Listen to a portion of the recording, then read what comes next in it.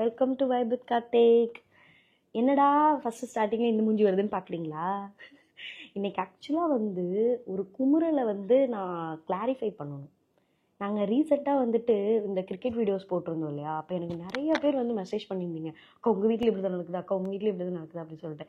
எனக்கு உண்மையாலுமே இப்போ அதை பற்றி ரொம்ப தெரிஞ்சுக்கணும் ஒரு க்யூரியாசிட்டி வந்துடுச்சு. ஸோ அதனால் என்னென்னா, இப்போ நான் எங்கள் வீட்டில் நடக்கிற ஒரு குமுறலை உங்களுக்கு காட்ட போகிறேன். நீங்கள் உங்கள் வீட்டில் இதே மாதிரி தான் நடக்குதான்னு எனக்கு சொல்லுங்கள். ஏன்னா எனக்கு இதை பற்றி கண்டிப்பாக தெரிஞ்சே ஆகணும். இப்போது சாட்டர்டே காலையில் 10 மணி ஆயிடுச்சு. இப்போது சார் அந்த ஓரமாக அப்படியே சோஃபாவில் அப்படியே சாஞ்சு உட்காந்துருக்காரு. ஏன்னா இன்னைக்கு மேட்ச்சு தோத்துட்டார். அதாவது மேட்ச் முடிஞ்சுட்டு வந்ததும் அந்த டே எப்படி இருக்குன்னு உங்களுக்கு நான் காட்டுறேன். அதாவது வீடு தெரியுதா? நான் இன்னைக்கு சனிக்கிழமைன்றதுனால ஃபுல்லாக எல்லாமே சுத்தம் பண்ணி வச்சுருக்கேன்.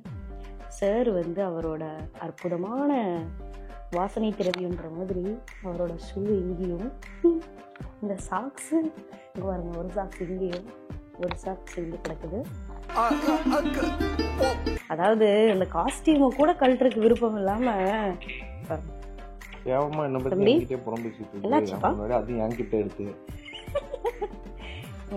சொல்லுங்க, என்னாச்சு? ஏன் முகமெல்லாம் வாடி இருக்கு?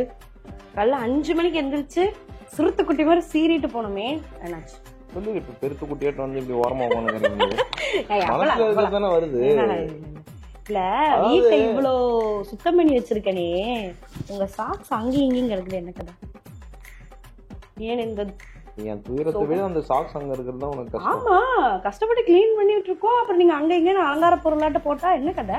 தோத்துட்டு வந்ததுன்னா உனக்கு ஒரு கவலையும் இல்லை. ஐயோ ஆமா, இல்ல நீங்க மாச்சார தோத்துட்டீங்களா? அதான் எங்க சோகத்துக்கு காரணமா? இருந்து போடலாம். பொண்டாட்டி பேச்சு இதுக்குதான் கேட்கணும்னு சொல்றது. நான் நேற்று என்ன சொன்னேன்? ஒரு நாள் கிரிக்கெட் விளையாண்டா போது பாவா அப்படி சொன்னா இல்லையா? நீங்க சாட்டர்டே சண்டே போகணும்னு சொன்னீங்க. இன்னைக்கு போய் என்னாச்சு? எனக்கு தெரிஞ்சு இப்ப நீ பேசுனதெல்லாம் தாய்மார்கள், அதாவது வைஃப் கேக்குறதுக்காக. ஆமா, கண்டிப்பா குமுறல்கள அவங்க கிட்ட சொல்லிட்டு இருக்க. ஹஸ்பண்டோட ஒரு மேட்ச் தோத்தனால அந்த டேவே எப்படி போகுதுன்னு எனக்கு தெரிஞ்சுக்கணுங்க. எனக்கு நீதி வேணுங்க.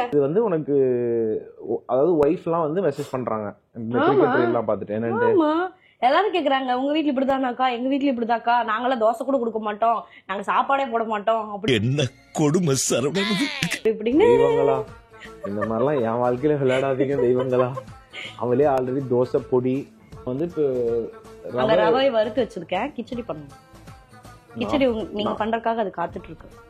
வறுத்து வச்சிருக்கீங்க? அது வறுக்கிறதுக்கு எவ்வளவு நேரம்? நானே வறுத்துருப்பேனே. கிரவுண்ட்ல வறுத்து எடுத்தாங்க, இங்க வறுக்கிறது ரொம்ப நேரம் ஆகாது. என்ன எனக்கு தெரிஞ்சு ஹஸ்பண்ட்ஸ், நம்ம டீம் தோக்குது, நம்ம சரியா பர்ஃபார்ம் பண்ணனா அதுக்கு முழுக்க ரெஸ்பான்சிபிலிட்டிஸ் நம்ம திறமை கிடையாது. இவங்களோட வன்மம் தான். இவங்களோட வன்மம் நேத்து நைட்ல இருந்தே மூஞ்ச காமிச்சிட்டு இருந்தான். நான் மேட்ச் போடணும், எனக்கு அப்பவே பச்சி சொல்லுச்சா? ஆமா, உங்க பச்சி சொல்லலையா ஒரு நாள் தான் கிரிக்கெட் போகணும்னு சொல்லிட்டு? உனக்கு ஒரே ஒரு விஷயம் நல்லா சொல்றேன், கேட்டுக்கோ.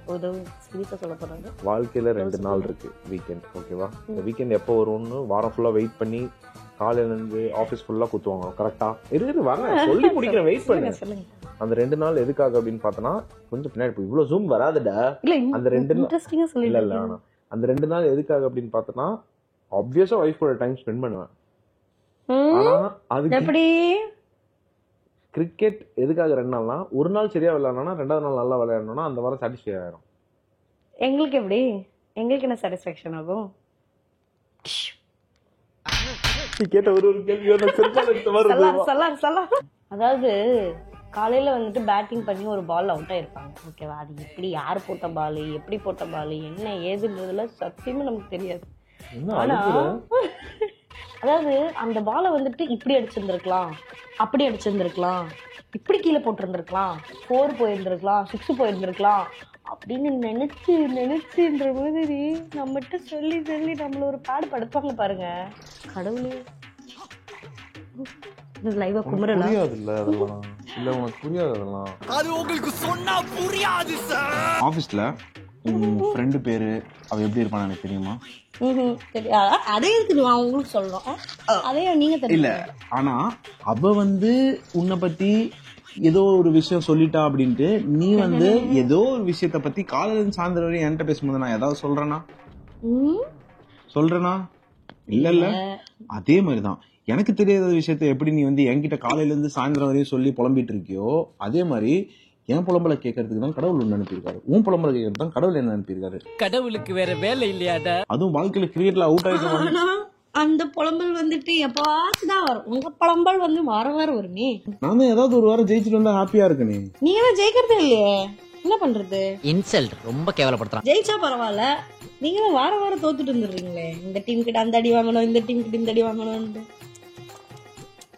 துக்கம். நம்ம ஆல்ரெடி ஒரு மாதிரி புண்பட்டு தான் வந்திருக்கோம் கிரவுண்ட்ல இருந்து. இவங்க வந்து இப்ப எதுக்காக கிட்ட எடுத்தாங்க, எதுக்காக வந்து இந்த தெரியாம சாக்ஸ் அங்க வந்து ஒரு டிசப்பாயின்மெண்ட்ல போட்டேன். டிசப்பாயின்மெண்டா இந்த மாதிரி ஆயிடுச்சு அப்படின்ட்டு. ஆனா அது கூட வந்து சரி கணவர் வந்து இப்படி இன்னைக்குதான் சரியா பர்ஃபார்ம் பண்ணல, டீம் தோத்துருச்சு, அதெல்லாம் உனக்கு எந்த ஒரு அக்கறையுமே இல்லை. நான் அப்படி சொல்லல.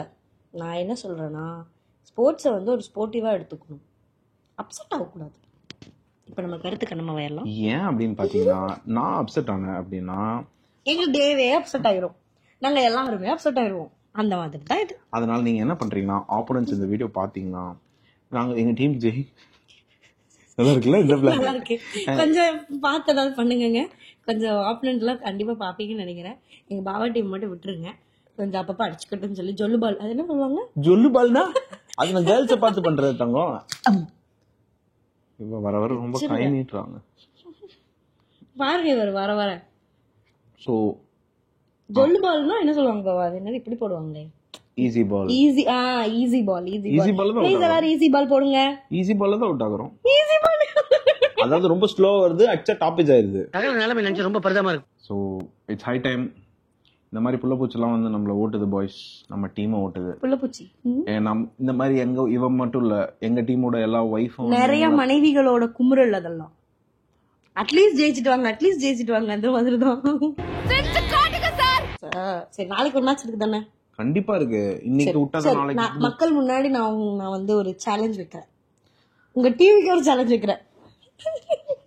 நாளைக்கு அந்த துபாய் சூப்பர் கிங்ஸ் வந்து நாளைக்கு மேட்ச்ல ஜெயிச்சிட்டாங்க அப்படின்னா, கார்த்திகேயன் அவர்கள் வந்து எப்ப வேணாலும் மேட்ச் போகலாம், 2 நாள் 3 நாள் மேட்ச் போகலாம். ஆனா நாளைக்கு தோத்துட்டாருன்னு வச்சுக்கோங்க, அவர் ரிட்டையர் ஆயிரணும்னு சொல்லி எனக்கு எழுதி தர சொல்லுங்க. எழுதி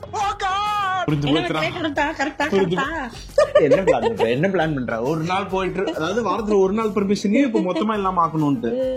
அப்பதான் உங்க டீம் நான் வந்துட்டு மோட்டிவேட் பண்றேன். மோட்டிவேட் பண்ணல, எனக்கு தெரிஞ்சிருச்சு இந்த சவாலுக்கு நான் வரமாட்டேன்னு தான் நினைச்சிட்டு இருக்கேன். சவால் வரமாட்டாங்க. நாளையில இருந்து எங்களுக்கு வந்து என்ன நீ இன்னும் ஆக்சன்ல பாக்கலையே, நாளைக்கு பாப்ப. நாளைக்கு தான் அரங்கேறாத தோனி கார்த்திக். சரி பாத்துக்கலாம். நாளைக்கு எங்க டீம் ஒரு டோர்னமெண்ட்ல பார்ட்டிசிபேட் பண்ணுது. நாளையில இருந்து நாளைல இருந்து டோர்னமெண்ட் வர ஸ்டார்ட் ஆகுது. Every week Sunday. ஓகே, நாளைக்கு தான் ஃபர்ஸ்ட் மேட்ச்.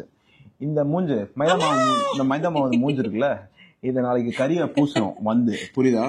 ஜெயிச்சுட்டு வந்து நான் உங்ககிட்ட பேசுறேன். ஓகே, உங்ககிட்ட இல்ல, இவகிட்ட. உங்ககிட்ட முக்கியமா பேச மாட்டேன். ஒரு புருஷன் கஷ்டத்துல இருக்கான்னு வந்து பெண்களோட குமரலை காட்டுறேன்னு என்னை பத்தி தப்பு தப்பா எவ்வளவு நேரம் பேசிட்டு உப்புமாவுக்கு ரவையை எடுத்து வச்சுட்டு என்னைய கிட்ட வேற சொல்லிட்டு இருக்கான். ஆமா பாபா, வாங்க சீக்கிரமா கிச்சடி பண்ணுவோம். ஸோ இன்னொரு முக்கியமான வேண்டுகோள் ஒய்ஃபுக்கு, ப்ளீஸ், நாங்கள் ஆல்ரெடி மனசு நொந்து தான் வந்துட்டு இருக்கோம். ஏதாவது கொஞ்சம் சமைச்சு உப்புமாவா செஞ்சு வச்சிங்கன்னா நாங்கள் வந்து சாப்பிட்றதுக்கு கொஞ்சம் கரெக்டா இருக்கும். பண்ணாதீங்க. இந்த மாதிரி நீங்களும் எல்லாரும் சேலஞ்ச் பண்ணுங்க. உங்க ஹஸ்பண்ட் கிட்ட நீங்களும் ஒரு வாக்குமூலம் வாங்குங்க. புரிஞ்சிருச்சு கேர்ள்ஸ், இவன் பேச்ச கேட்காதீங்க. இவன் வேற என்னை ரொம்ப டார்ச்சர் பண்றான்டா. இவன் நம்ம கிரிக்கெட்டிங் கெரியரையே முடிக்கலாம்னு பாக்குறா. அது மட்டும் பண்ணிடாதீங்க. நம்ம வந்து வருவோம், ஜெயிப்போம். ஓகே, ஜெயிங்க. அதுக்குதான் வந்து நாளைக்கு சவால். நாளைக்கு இருக்குடி உனக்கு, நாளைக்கு இருக்கு. நாளைக்கு நான் மேட்ச் முடிச்சுட்டு வந்துட்டு இவன் மூஞ்சில கறியை பூசிட்டு உங்களுக்கு வந்து இனிமேல் நம்ம கிரிக்கெட் பயணம் தொடரும்ன்றத இந்த vlogல இன்ஃபார்ம் பண்ண போறோம். சரி பாப்போம் கைஸ், எப்படி என்ன பண்றாருன்னு பாப்போம். ஓகேங்களா? இவங்க டீம் என்ன பண்றாங்கன்றத பாப்போம். உங்க குமுறல் முடிஞ்சிருச்சா? என் குமுறல் முடிஞ்சிருச்சு. மேட்சுக்கு முன்னாடி இன்னொரு முக்கியமான விஷயம் நம்ம பண்ண வேண்டியது, நான் பண்ற தப்பும் அதுதான், நீங்க பண்ற தப்பும் அதான் நினைக்கிறேன். அவங்களுக்கு பிடிச்ச விஷயங்கள் சிலதெல்லாம் வந்து நம்ம நைட்டே வாங்கி ஃப்ரிட்ஜில் வச்சுட்டு போயிடுவோம். ஏன்னா கழுவுறாங்க, காலையில கழுவுறாங்க. மதியம் அதாவது நேற்று நைட்ல இருந்தே ஸ்டார்ட் பண்ண மேட்ச் போறியா, இது வீட்டுல இல்ல, அதை வீட்டுல இல்ல, எனக்கு பிடிச்சது இல்ல, அது இல்ல, இது இல்லன்ட்டு. இந்த மாதிரிலாம் நம்ம வாங்கி கொடுத்துட்டோம் அப்படின்னா எனக்கு தெரிஞ்சு நம்ம பர்ஃபார்மன்ஸ் பெட்டர் ஆகிறதுக்கான சான்ஸ் இருக்கு. அனலிட்டிக்ஸ் பாக்குறாங்கல்ல, நம்ம மேட்ச் ஆடும்போது எவ்வளவு ரன் அடிச்சோம், பழைய 5 இன்னிங்ஸ், அந்த மாதிரி அனலிட்டிக்ஸ் செக் பண்ணக்கூடாது. ஆக்சுவலா எப்படி அனலிட்டிக்ஸ் செக் பண்ணணும்னா, நம்ம ஒய்ஃப் கூட முன்னாடி நாள் என்ன சண்டையா, நல்லா பேசியிருக்கோமா, நல்லா பேசினா எனக்கு எல்லாமே வாங்கி கொடுப்பீங்களா கேக்குறதெல்லாம்? நான் வந்து ஆக்சுவலா நான் யோசிச்சது என்னன்னா, சண்டை போட்டேன் அப்படின்னா 50 அடிக்கிறேன். சோ என்னோட அனலிட்டிக்ஸ் அதான். நம்ம மேட்ச் என்ன பண்ணுவாருன்னா, கேவலமா என்கிட்ட வந்து கேட்பாங்க, பாப்பா நம்ம சண்டை போடலாமா மேட்ச் முன்னாடி வழி தெரியலங்க. நான் இப்போ ஒரு 4 வாரமா நோட்டீஸ் பண்ணிட்டேன். 4 வாரமா எனக்கு இவளுக்கு எந்த சண்டையும் இல்ல. ஆனா வந்து ஸ்கோரே வர மாட்டேங்குது. இது என் டீமுக்கே தெரியும். போன வாரம் ரேவந்த் கேட்டான், ஏன் சண்டை போடலையா மேட்ச் முன்னாடி? 100 அடிச்சாருன்னு கேள்விப்பட்டேன். என்ன கதை அங்க சண்டை போட்டாரா? ஏமா நம்ம ஹரிணி சண்டைக்கு என்ன போட்டியா? எனக்கும் மேபி இந்த ஒரு ஆப்ஷனை ட்ரை பண்ணி பாருங்க. அனலிட்டிக்ஸ் நம்ம செக் பண்ணுவோம், அது வைஃப் அனலிட்டிக்ஸ் தான் நமக்கு. ஏன்னா ஒன்னு அவங்க கூட நம்ம சண்டை போட்டோம் அப்படின்னா ஸ்கோர் வரும், சிலருக்கு வந்து லவ்வா இருந்தா ஸ்கோர் வரும். ஸோ அதை செக் பண்ணிக்கோங்க. என்னோட அனலிட்டிக்ஸ் பொறுத்த வரையும் கடைசி 5 மேட்சா என்னோட பெர்ஃபார்மன்ஸ் பாத்தீங்கன்னா சிங்கிள் டிஜிட் 10 ரன் தோறதுக்கே ரொம்ப கஷ்டப்படுறேன். ஏன் அப்படின்னு பார்த்தா இப்பதான் புரியுது, 5 மேட்சும் நான் ஒரு மாதிரி லௌகீக மூட்ல இருந்திருக்கேன். எனக்கு அது இப்போ சரியா வரல. எனக்கு தெரிஞ்ச இனிமேல் அதாவது அட்டாக் மோட் போனாதான் நம்ம வந்து அடுத்த மேட்ச் பெர்ஃபார்ம் பண்ணுவோம். இன்னைக்கு நைட் ஒரு சண்டையை போடுறேன், நாளைக்கு காலையில் ஒரு 50 போடுறேன், வந்து உங்ககிட்ட பேசுறேன், ஜெயிச்சுட்டு இவன் மூஞ்சில கரைய, இந்த மைதா மாவு மூஞ்சில கரைய பிடிச்சி என்ன பத்தி என்னோட கேமராலே இவ்வளவு நேரம் வச்சு தப்பா பேசிட்டு இருக்கா. Bye guys, see you in another episode. நாளைக்கே வராங்க மேட்சோட சிறப்பான தரமான சம்பவங்களை இனிமேதான் பார்க்க போறேன்.